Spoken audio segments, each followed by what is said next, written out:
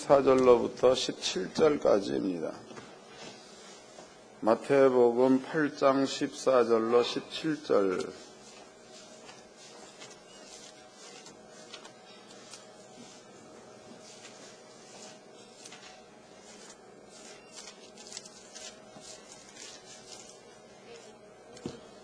다 같이 한 목소리로 합독을 하도록 하겠습니다. 시작.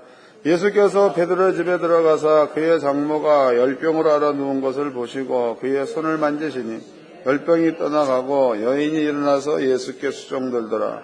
저물매 사람들이 귀신 들린 자를 많이 데리고 예수께 오거늘 예수께서 말씀으로 귀신들을 쫓아내시고 병든 자를 다 고치시니 이는 선자 이사로 하신 말씀에 우려적한 것을 친히 담당하시고 병을 짊으셨도다함을 이루려 하심이더라. 아멘.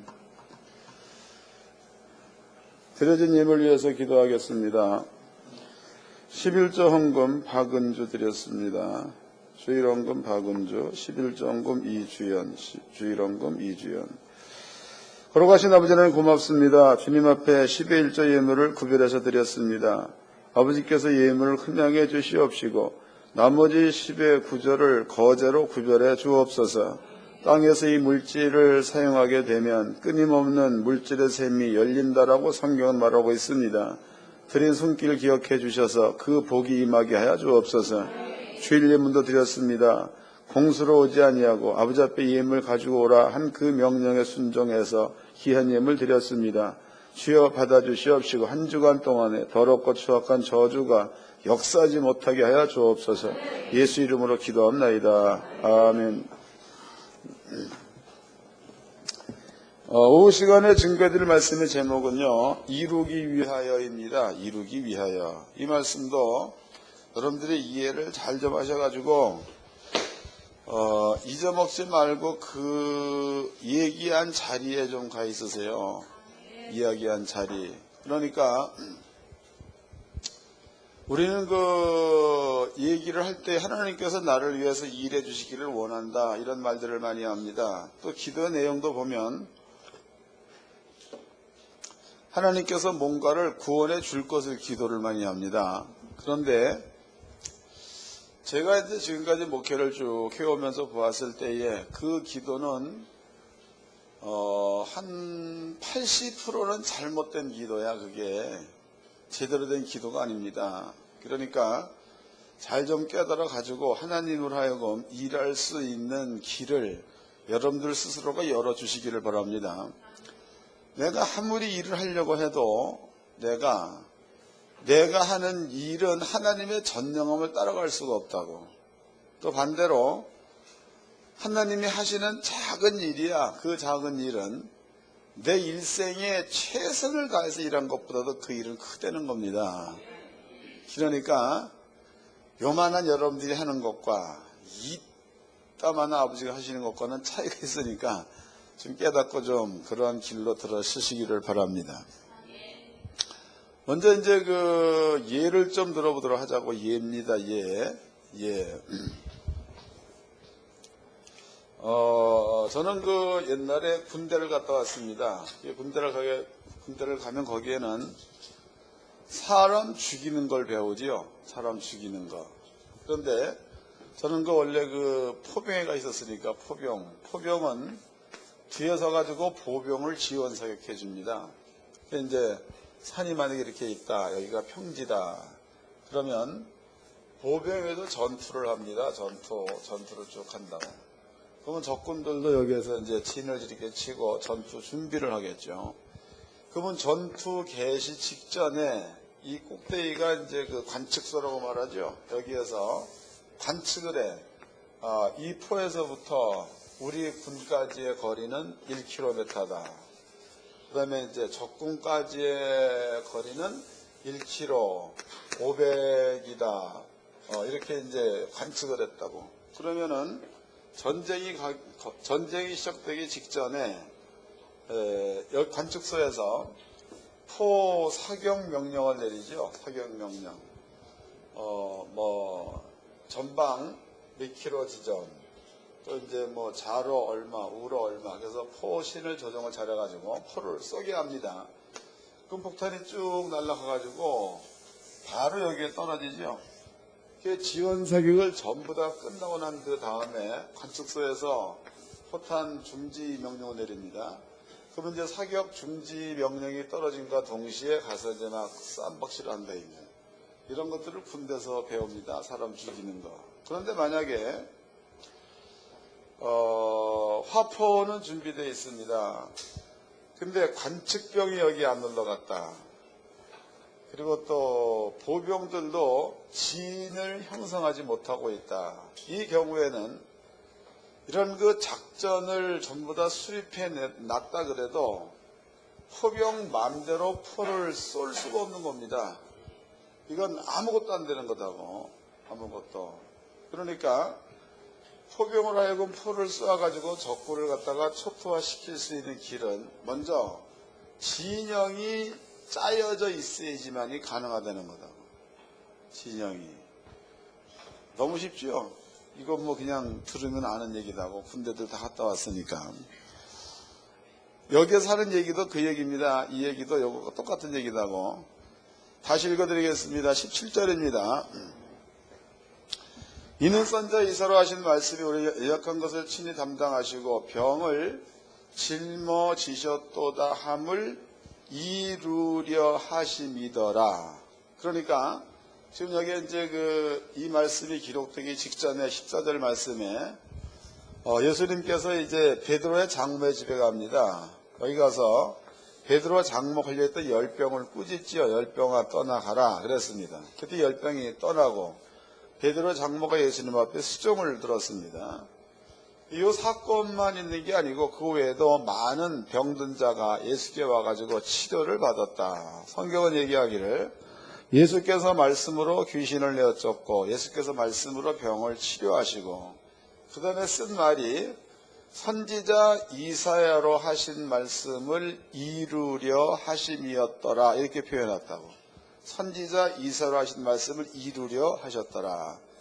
그러면은 구약 성경에서 하나님께서는 예수를 땅에 보낼 때입니다. 예수를 땅에 보낼 때에 사람의 아들로 보낸다라는 말이 없어. 구약 성경에 읽어보겠습니다. 이사야서입니다. 이사야서 7장입니다. 이사야서 9장.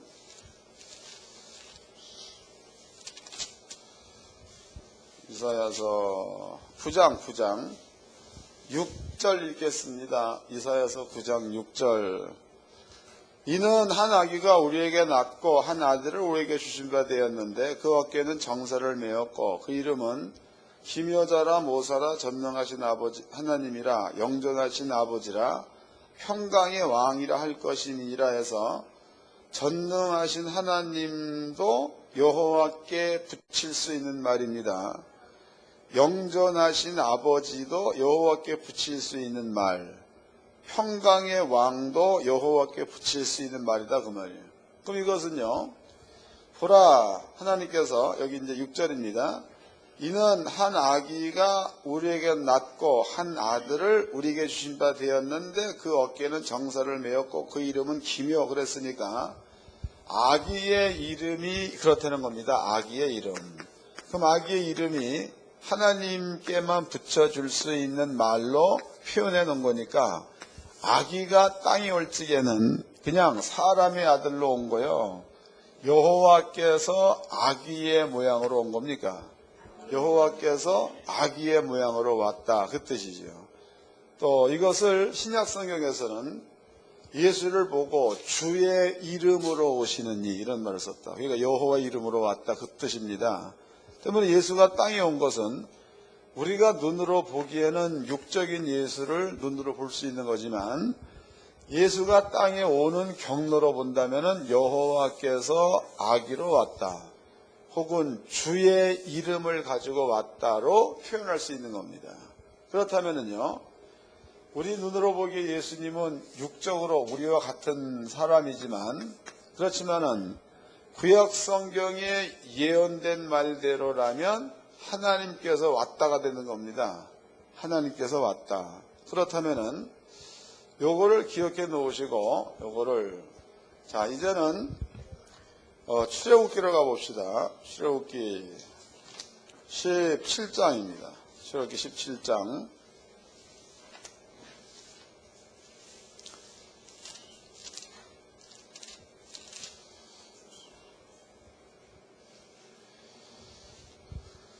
출애굽기 17장 8절서부터 읽겠습니다. 때에 아말렉이 이르러 이스라엘과 르비딤에 싸우니라. 모세가 여호수아에게 이르되 우리를 위하여 사람을 택하여 나가서 아말렉과 싸우라. 내일 내가 하나님의 지팡이를 손에 잡고 산꼭대기에 서리라.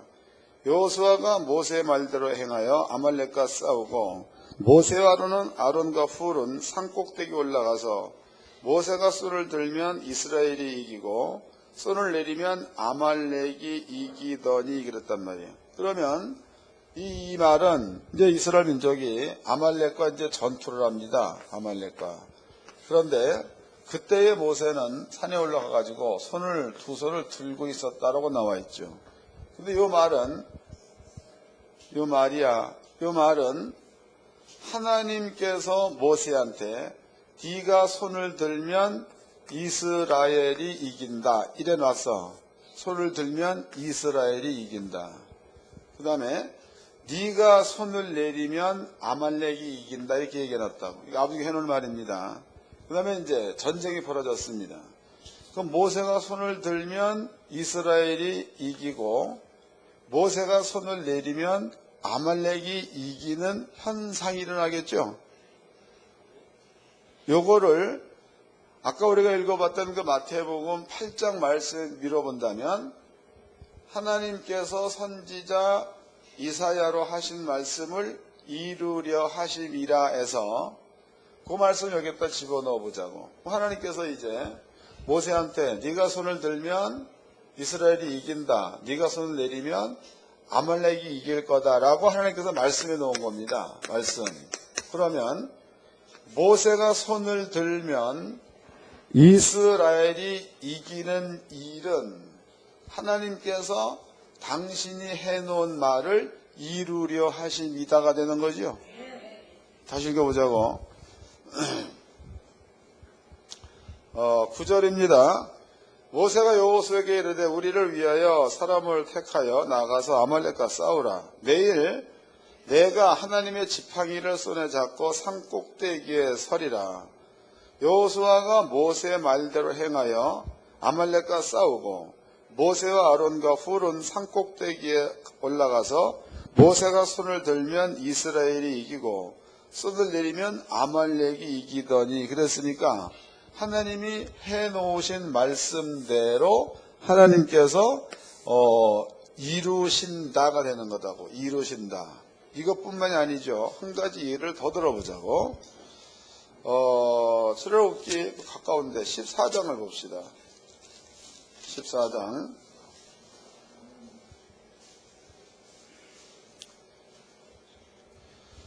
14장 14절서부터 16절까지 다 같이 읽어봅시다. 15절에서 16절까지 시작.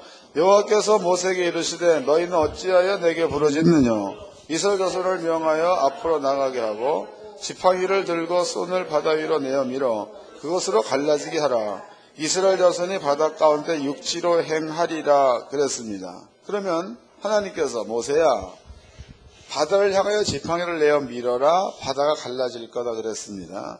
그 모세가 이제 하나님이 해놓으신 말씀대로 지팡이를 홍해 바다로 향해서 내밀었다고. 홍해 바다 갈라지는 거죠. 요것을 마태복음 8장 말씀으로 밀어본다면 하나님께서 당신이 해놓으신 말씀을 이루려 하심이니라가 되는 거다고. 그럼 이 일을 하는 것은 사람이 하는 거예요? 모세가 하는 거예요? 하나님이 하는 거예요? 하나님께서 이루려 하심이라 그랬으니까 이 일은 하나님이 하시는 일이 된다는 거죠. 예수를 봅시다. 예수. 그럼 예수님께서 베드로의 집에 들어갔죠. 베드로 집에 갔다고. 여기에서 베드로의 장모가 열병 걸렸어요. 열병. 그 외에도 이제 그 많은 사람들이 예수의 말씀에 따라서 치료를 받는 장면이 기록되어 있습니다.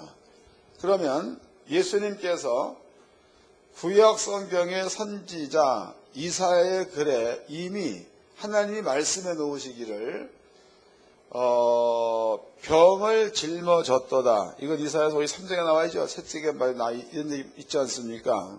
그럼 아버지께서 사람들을 구원하기 위해서 예수님에게 죄를 옮겨 놓으셨다. 예수님께서 모든 질병을 질고 가기 위해서 채찍에 맞았다. 이런 말이 구약에 있습니다. 구약 성경을 찾아보자고. 구약 성경 이사야서 53장입니다.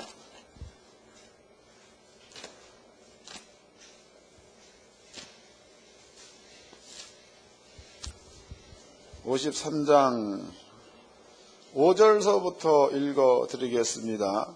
53장 5절. 그가 찔림은 우리 허물을 인하며 그가 상함은 우리 죄악을 인함이라. 그가 징계를 받음으로 우리가 평안을 누리고 그가 채찍에 맞음으로 우리가 나음을 입었도다.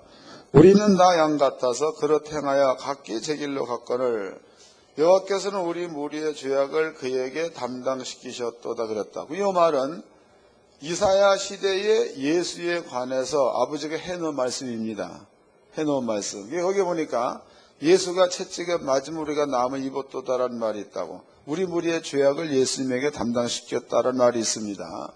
그렇다면은 이 말은 BC 대략 800년경이죠. 800년. 이때에 하나님께서 여호와께서 선지자 이사야를 통해서 이렇게 말씀해 놓은 거다 이 말이에요. 그러면 이제 그로부터 800년 후에 예수님께서 땅에 왔습니다. 근데 우리가 아까 예수에 대해서 써보았더니 겉으로 보기에는 육인 것 같지만 내면으로 본다면은 여호와께서 예수로 왔다 설명해 드렸습니다. 증명이 된 겁니다. 그러면 이제 여호와께서 예수로 왔다면 이사야 때에 해놓은 말씀도 예수 안에 계시는 여호와께서 해놓은 말씀이라는 거죠. 그러면 이제 예수라는 자가 베드로의 집에 들어갔습니다. 베드로 집에 들어갔다. 장모를 향해서 열병을 내어 쫓았다 그랬다고. 그러면은 예수님은 가가지고 베드로 장모한테 있는 열병은 떠나가라 라고 내어 쫓는 일을 지금 한 거야. 말을 한 거다고. 그러면은 하나님의 입장에서 본다면 여호와께서 이사야 시대 해놓은 말을 이루시기 위해서라고 표현되어 있으니까 장모의 열병을 내쫓는 일은 여호와께서 하고 있다가 되는 거겠죠. 이해가 되는 거예요. 그러니까 아까 여러분께 예를 두 가지 들어진 예나 이 예나 같은 겁니다. 우리가 이제 예수님께서 질병을 몰아내는 일을 했을 때에 인자인 예수님께서 할 때에 하는 것은 예수가 하는 거지만 내면으로 본다면은 하나님께서 해놓으신 말씀을 이루시기 위하여로 적용시켜 본다면 예수가 있어야 될 자리에 우리를 집어넣어 보자고. 우리. 여러분들이 예수님께서 하고자 하는 일들을 여러분들이 하고 있는 자리에 있다면 그럼 하나님께서 여러분들을 통해서 당신이 해놓은 말씀을 이루시기 위하여가 되겠죠. 이해된 거예요? 그러니까 이게 얼마나 중요한 거냐. 그러니까 여러분들이 무슨 하나님의 갑작스러운 은혜를 받으려고 하지 말고 하나님께서 일을 할 수 있는 자리에 가 있으라 이 말이에요. 설명된 거예요? 안 되면 질문을 하세요. 확실히 설명해 드릴 테니까. 그래가지고 여러분들이 내가 할 수 있는 일은 내 수준밖에 못하는 겁니다. 내 수준밖에. 그렇지만 전능자가 이 일을 하면 내 수준보다도 1000배, 10,000배 더 크게 일을 하시는 분이 전능자가 하시는 일이라는 겁니다. 그러면 예수님께서 이제 이사야 때 예언된 얘기야. 이사야 때의 아버지가 이사야를 통해서 해놓은 말씀들. 그 말씀이 뭐라고 설명되었던지 간에 예수님께서 만약에 나귀 타고 가라고 아버지가 여호와께서 그러니까 미가 때지요. 미가 때에 너는 맞나? 미가인가 누구지? 너는 예루살렘에 들어갈 때에 나귀 타고 입성할지어다 이렇게 얘기해놨어.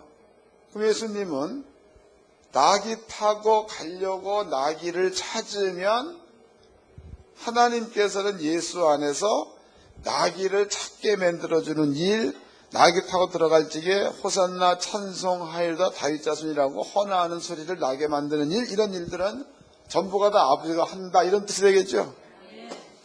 설명되는 거요. 다시 읽어보자. 찾아보자 이것도. 그 말씀이 구약성경 미가서에 나와 있죠. 미가서 스가랴서네. 스가랴서 9장입니다. 스가랴서 9장 9절 읽겠습니다. 스가랴서 9장 9절. 스가랴서 9장 9절. 시온에 따라 크게 기뻐할지어다. 예루살렘에 따라 즐거이 부를지어다. 보라, 내 왕이 내게 임하나니 그는 공의로우며 구원을 베풀며 겸손하여 나귀를 타나니 나귀의 작은 것 곧 나귀 새끼니라 그랬다고. 나귀 작은 것 나귀 새끼. 그 말은 스가랴서가 쓰여진 것은 대략 BC 440년경에 쓰여진 겁니다. 그런데 예수가 온 것은 예수님이 세상에 왔을 때에서부터가 AD의 시작이니까 예수가 나귀 탈 때쯤 되면 33년경쯤 되겠죠. AD. 그러면 스가랴 때로부터 예수 때까지는 무려 470년 정도가 흐른 거다고. 470년. 그러면 470년 전에 하나님이 스가랴를 통해서 네 왕은 나귀 타고 예루살렘으로 갈 거다 얘기해 놨어. 그 예수가 왔습니다. 그 예수가 이제 와가지고 스가랴서에 예언되어 있는 말씀, 나귀 타고 들어갈 거다라는 그 말씀이야. 그 말씀을 예수가 마음 가운데 가지고 나귀 타고 가야 되겠다 마음을 먹고 나귀를 찾는 자리에 있으면 그 다음부터는 누가 하는 일이라는 거예요. 하나님이 당신이 해놓은 말을 이루기 위하여 일한다가 되는 거죠. 설명되는 거예요? 현상이 현상. 예수가 이제 나귀를 찾았습니다. 근데 그 현상이 사람들이 그 현상을 볼 때는 신비스러운 일로 보인다는 거다. 읽어보겠습니다. 마태복음입니다. 22장이죠. 21장.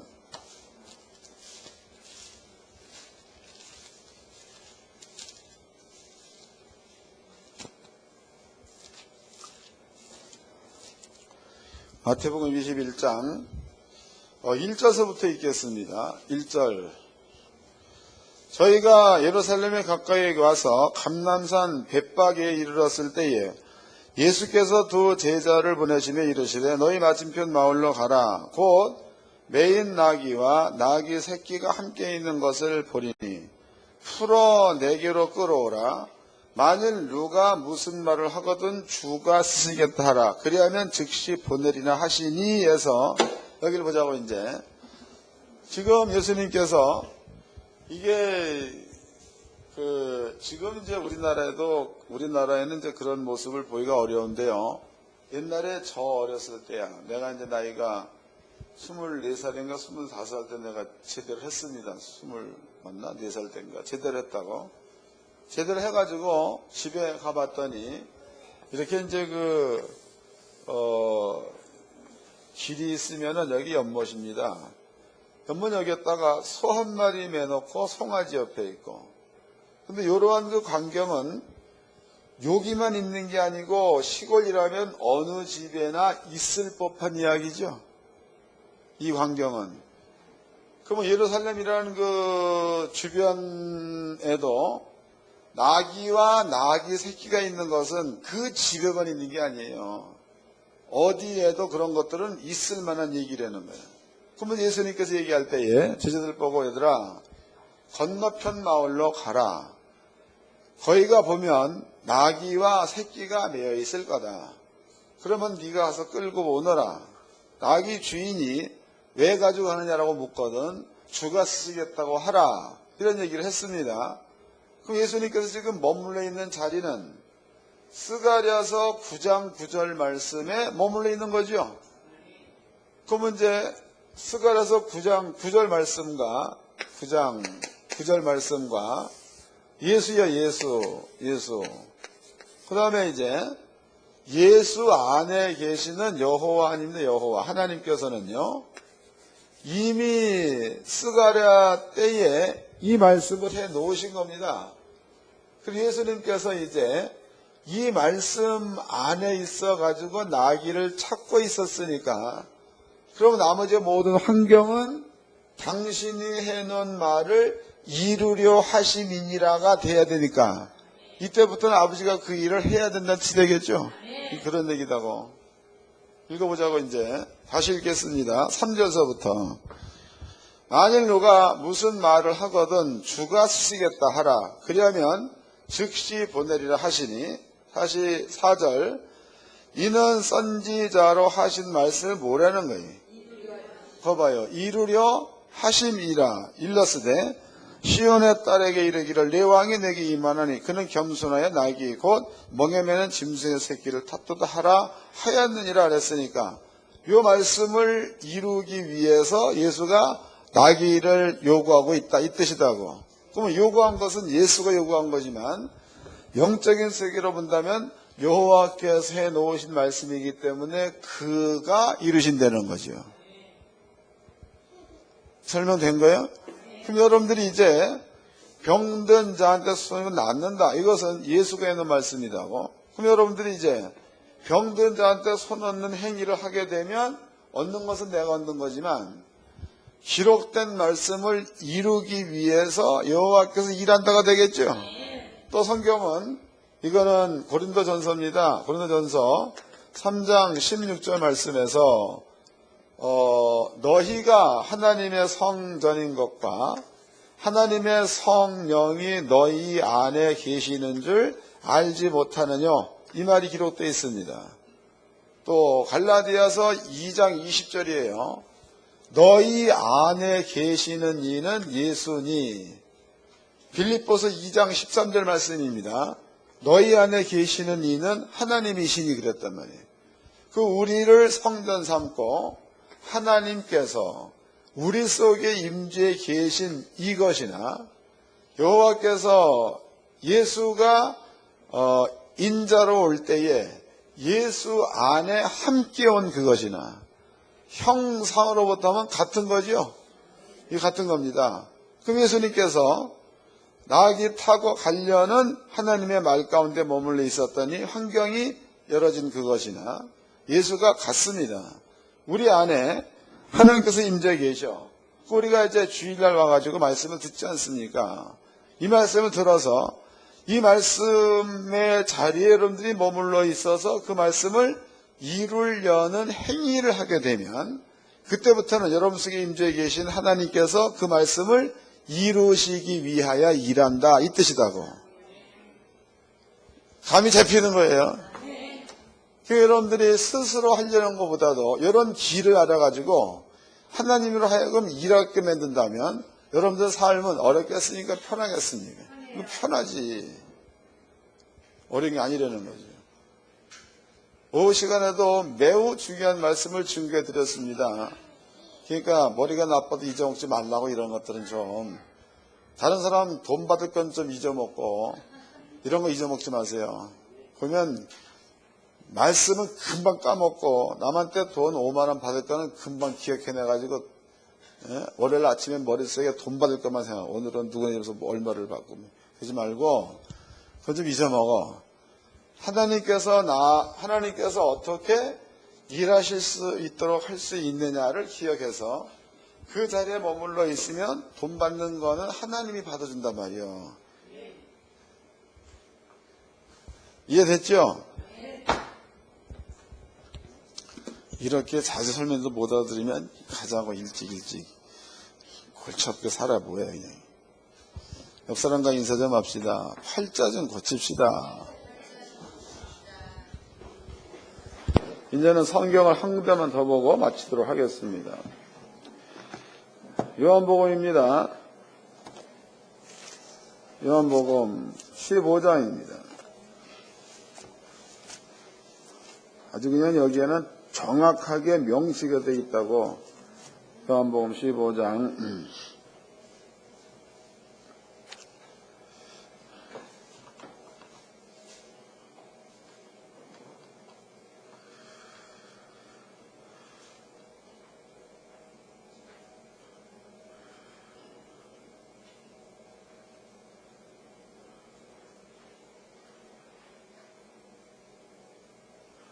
'여기가 아니네. 요한복음 6장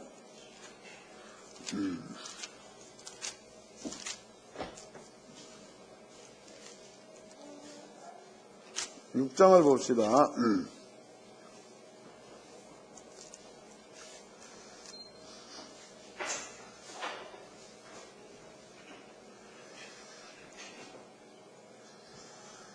어, 37절서부터 읽어드리겠습니다. 아버지께서 내게 주시는 자는 다 내게로 올 것이요 내게 오는 자는 내가 결코 내어 쫓지 아니하리라. 내가 하늘로서 내려온 것은 내 뜻을 행하려 함이 아니요 나를 보내신 이의 뜻을 행하려 함이니라 해서 그 예수가 온 목적은 왜 왔다는 거예요? 하나님의 뜻을 이루기 위해서 왔다 그랬으니까 예수가 서 있는 장소는 이런 데 서 있는 게 아니고 아버지의 뜻을 이루기 위한 장소에 늘 서 있었다는 거죠. 이해하세요? 그러면 이제 예수님께서 아버지의 뜻을 이루는 장소에 예수가 서 있으면 아버지의 뜻이 틀림없는 그 자리에는 하나님이 일하시는 자리에 항상 서 있는 거니까 하나님이 일하시니까 사람들이 보기에는 기적과 표적이 막 나타나는 거 아니야. 설명됐어요? 한 군데 떠보자고. 14장입니다. 14장.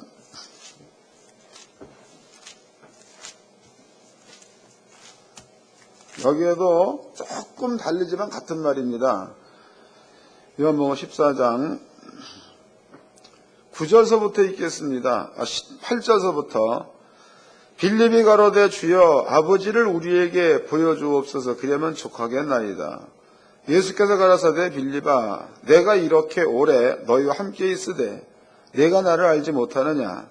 나를 본 자는 아버지를 보았거늘 어찌하여 아버지를 보이라 하느냐.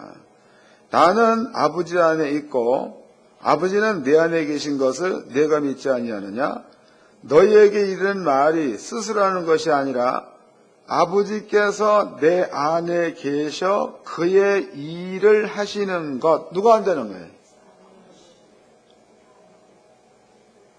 이 글 이해 못한 거예요? 다시 읽어보자고. 몇 절이요? 11절 다 같이 10절 중반절서부터 시작. 내가 너에게 이르는 말이 스스로 하는 것이 아니라 아버지께서 내 안에 계셔 그의 일을 하시는 누가 아버지가 일한다는 거죠? 아버지가 내 안에 있어서 아버지가 당신의 일을 당신이 한다는 거다고. 그 예수가 있는 자리는 하나님의 뜻을 이루려는 자리에만 가 있으면 하나님이 해놓으신 말씀을 아버지가 스스로 이루셔야 되는 거니까 그 자리에만 있으면 아버지는 일한다는 거다고. 이게 얼마나 신비로운 일입니까? 여러분들은요, 어렵게 살려고 하지 말고 쉽게 이렇게 편안하게 아버지 뜻이 뭔지를 잘 분별해서 거기에만 가 있으면 나머지는 아버지가 일을 한다는 거다고. 이런 복을 좀 받으며 사시기를 주의 이름으로 축원합니다. 기도합시다.